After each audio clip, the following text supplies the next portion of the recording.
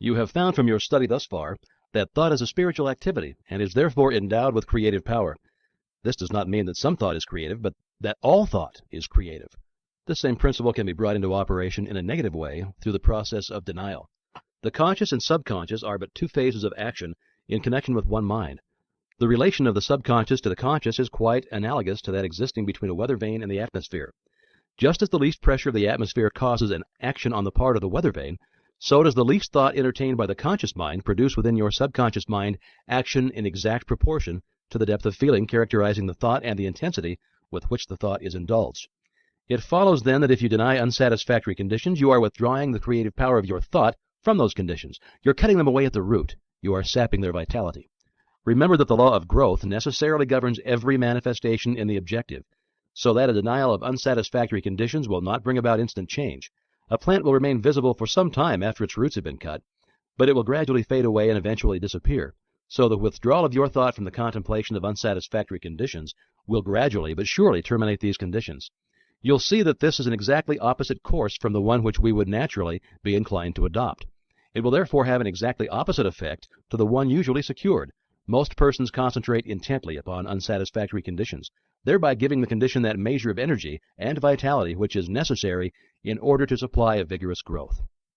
And now part 14. The universal energy in which all motion, light, heat, and color have their origin does not partake of the limitation of the many effects of which it is the cause, but it is supreme over them all. This universal substance is the source of all power, all wisdom, and all intelligence. To recognize this intelligence is to acquaint yourself with the knowing quality of mind and through it to move upon the universal substance and bring it into harmonious relations in your affairs. This is something that the most learned physical science teacher has not attempted, a field of discovery upon which he has not yet launched. In fact, but few of the materialistic schools have ever caught the first ray of this light. It doesn't seem to have dawned upon them that wisdom is just as much present everywhere as are force and substance. Now some will say, if these principles are true, why are we not demonstrating them? As the fundamental principle is obviously correct, why do we not get proper results? Well, we do. We get results in exact accordance with our understanding of the law and our ability to make the proper application. We secured no results from the laws governing electricity until someone formulated that law and showed us how to apply it. This puts us in an entirely new relation to our environment, opening up possibilities previously undreamed of, and this by an orderly sequence of law which is naturally involved in our new mental attitude. Mind is creative, and the principle upon which this law is based is sound and legitimate, and is inherent in the nature of things. But this creative power does not originate in the individual, but in the universal, which is the source and fountain of all energy and substance. The individual is simply the channel for the distribution of this energy. The individual is the means by which the universal produces the various combinations which result in the formation of phenomena. We know that scientists have resolved matter into an immense number of molecules. These molecules have been resolved into atoms and the atoms into electrons. The discovery of electrons in high vacuum glass tubes containing fused terminals of hard metal indicates conclusively that these electrons fill all space, that they exist everywhere, and that they are omnipresent. They fill all material bodies and occupy the whole of what we call empty space. This, then, is the universal substance from which all things proceed. Electrons would forever remain electrons unless directed where to go, to be assembled into atoms and molecules, and this director is mind. A number of electrons revolving around a center of force constitutes an atom. Atoms unite in absolutely regular mathematical ratios and form molecules, and these unite with each other to form a multitude of compounds which unite to build the universe. The lightest known atom is hydrogen, and this is 1,700 times heavier than an electron. An atom of mercury is 300,000 times heavier than an electron. Electrons are pure negative electricity, and as they have the same potential velocity as all other cosmic energy, such as heat, light, electricity, and thought, which is 189,380 miles per second, neither time nor space require consideration. The manner in which the velocity of light was ascertained is interesting.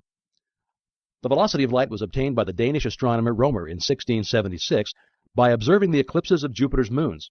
When the Earth was nearest to Jupiter, the eclipse appeared about 8½ minutes too soon for the calculations, and when the Earth was most remote from Jupiter, they were about 8½ minutes too late. Romer concluded the reason to be that it required 17 minutes for light from the planet to traverse the diameter of the Earth's orbit, which measured the difference of the distance of the Earth from Jupiter. This calculation has since been verified and proves that light travels at about 186,000 feet a second. Electrons manifest in the body as cells and possess mind and intelligence sufficient for them to perform their functions in the human physical anatomy. Every part of the body is composed of cells, some of which operate independently, others in communities. Some are busy building tissue, while others are engaged in forming the various secretions that are necessary for the body. Some act as carriers of material. Others are the surgeons whose work it is to repair damage. Others are scavengers, carrying off waste. Others are constantly ready to repel invaders or other undesirable intruders of the germ family. Now, all these cells are moving for a common purpose, and each one is not only a living organism, but has sufficient intelligence to enable it to perform its necessary duties. It is also endowed with sufficient intelligence to conserve the energies and perpetuate its own life. It must, therefore, secure sufficient nourishment, and it has been found that it exercises a choice in the selection of such nourishment. Each cell is born, reproduces itself, dies, and is absorbed. The maintenance of health and life itself depends upon the constant regeneration of these cells. It is therefore apparent that there is mind in every atom of the body. This mind is negative mind, and the power of the individual to think makes him positive, so that he can control this negative mind. This is the scientific explanation for metaphysical healing, and will enable anyone to understand the principle upon which this remarkable phenomenon rests. This negative mind, which is contained in every cell of the body, has been called the subconscious mind because it acts without our conscious knowledge. We have found that the subconscious mind is responsive to the will of the conscious mind. All things have their origin in mind, and appearances are the result of thought, so that we see that things in themselves have no origin, permanency, or reality. In mental, as in natural science, experiments are being made, and each discovery lifts man one step higher toward his possible goal. We find that every man is the reflection of the thought he has entertained during his lifetime. This is stamped on his face, his form, his character, his environment. Back of every effect there is cause, and if we follow the trail to its starting point, we shall find the creative principle out of which it grew.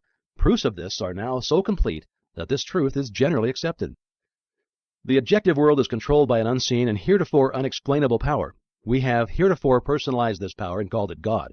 We have now, however, learned to look upon it as the permeating essence or principle of all that exists, the infinite or the universal mind.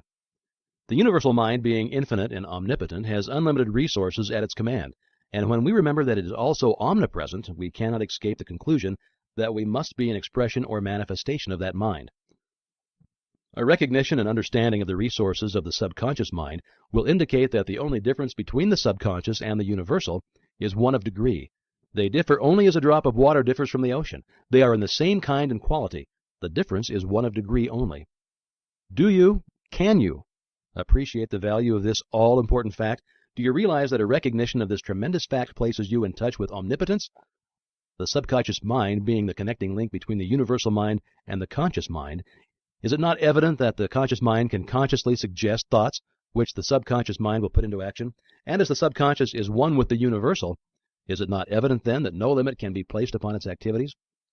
A scientific understanding of this principle would explain the wonderful results which are secured through the power of prayer. The results which are secured in this way are not brought about by any special dispensations of providence, but on the contrary, they are the result of the operation of a perfectly natural law. There is therefore nothing either religious or mysterious about it. Yet there are many who are not ready to enter into the discipline necessary to think correctly, even though it is evident that wrong thinking has brought failure. Thought is the only reality. Conditions are but the outward manifestations. As the thought changes, all outward or material conditions must change in order to be in harmony with their creator, which is thought. But the thought must be clear-cut, steady, fixed, definite, unchangeable. You cannot take one step forward and two steps backward. Neither can you spend 20 or 30 years of your life building up negative conditions as the result of negative thoughts, and then expect to see them all melt away as the result of 15 or 20 minutes of right thinking.